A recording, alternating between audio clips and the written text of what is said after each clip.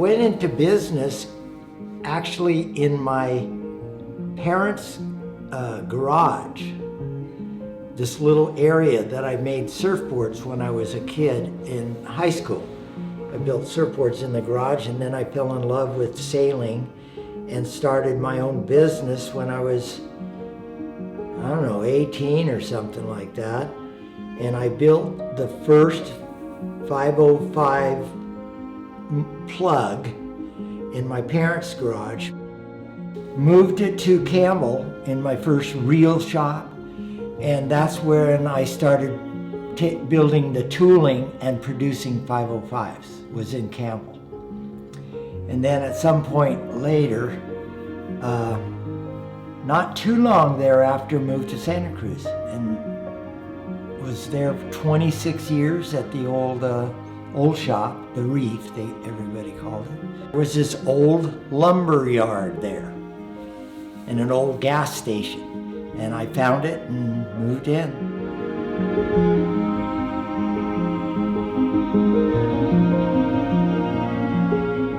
Up to this point, I had built 40 505s, unlimited. I can't even count how many Jester dinghies and El Toros up to that point. You know, I can't remember what time in my career.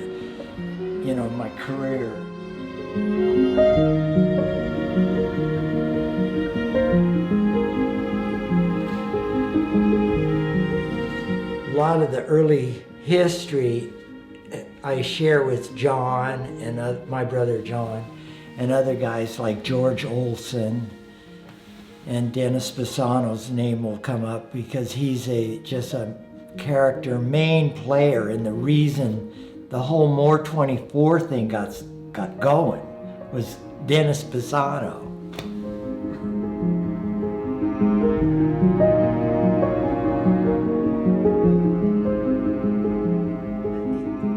Being Dennis, just the way he is, you know, drinking beer after work. He was a plumber his whole life.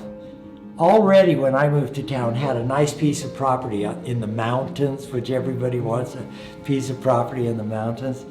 So Dennis already had a piece of property, and his name was getting notorious because he had a party, a Halloween party, in which the old barn got burned down. And in the barn burning down, one of the original prototypes of the More 24 was burned up. But what wasn't burned up was the mold.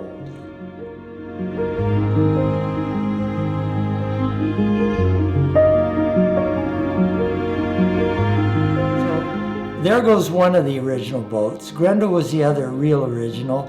And then there was, Howard Spruitt might have got one.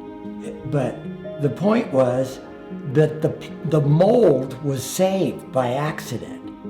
And Dennis comes down to me after work and comes to the boatyard and wants to drink beer and get wild. And so, of course, I say yes. And he says, "Hey, Ron, I got this idea. We're gonna all get into the boat and push it off the cliff and ride it like Vikings down into the ravine." And of course, all us drunkards probably said yes, but I said no. So I got a trailer together that was just at the Reef, drove up there with all the same drunks, put it on the trailer, and took it to the Reef. And it was just we just offloaded it on the ground. And it was just laying there. Now I got this thing at work, laying around, doesn't matter, no plans. I'm happily making 505s, production 505s, all composite 505s.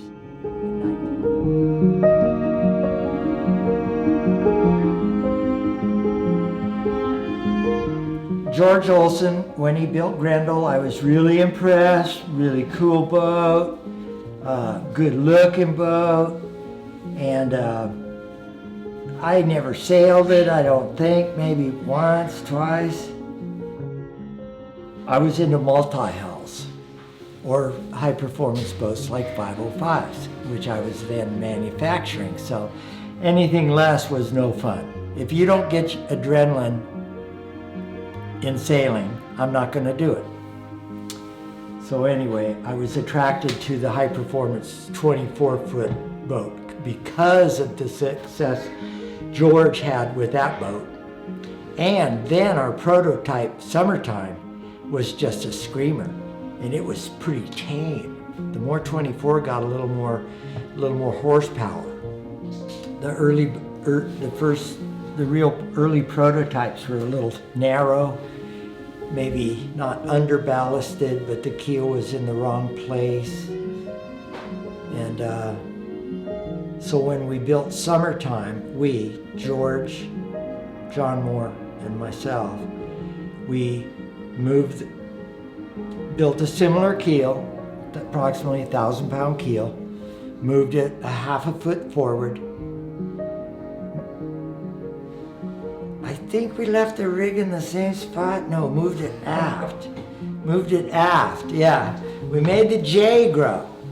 See, and the J grew 2 times. Summertime to Relma, it grew. It went from 9 to 9'3". And the Moore 24, we made it even longer. So to the present J dimension on the Moore 24 is 9 feet 9 inches.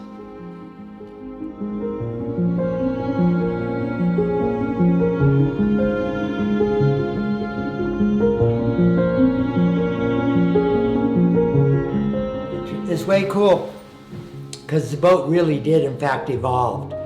It's probably too late to change it, but somebody is going to pay me to make new ones. Or they're going to do like the recent run on decks, whereby these people pick up stuff at only throwaway price. The next place for the boat is the dump. And it's a crying shame because the hulls are freaking perfect.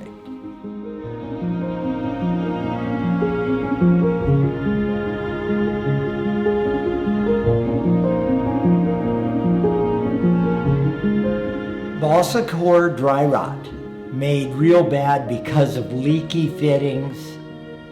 In general, just plain and simple, one cause: improperly caulked fittings.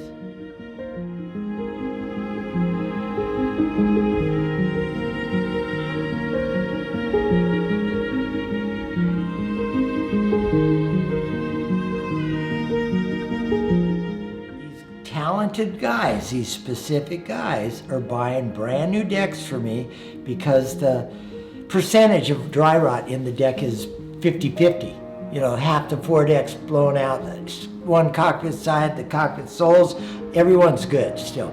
But all the deck where the hardware was bolted, totally gone. So they're going to make actually brand new Moore 24s out of them.